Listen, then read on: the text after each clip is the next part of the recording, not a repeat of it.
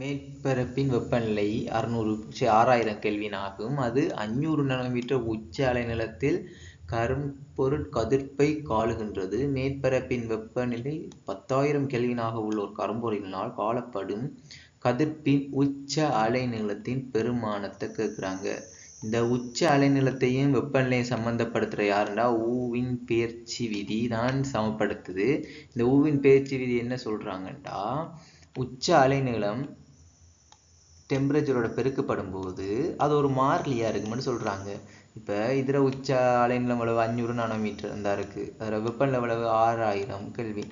இதோட பெருக்கும்போது போது என்ன வரும்? சி என்றது ஒரு மாறிலியாக உருவாகும். அப்போ 10,000 கெல்வினாக மாற்றப்பட்டதுண்டா இதில் அலைநீளம் எவ்வளோன்னு கேட்டால் அதுவும் ஒரு மாறிலியாக தான் இருக்கும். இப்போ இந்த ரெண்டு மாறிலியை நான் சமப்படுத்தி விட்டேன்டா இப்படி ஒரு சமன்பாடு வரும். இதில் எக்ஸ் எழுவாய் மாற்றினேன்டா 6000 தர 500 கீழ் 10,000 இருக்கும். இப்போ என்ன செய்ய போகிறேன்? இந்த 2 சேரும் பெட்டல் தான்.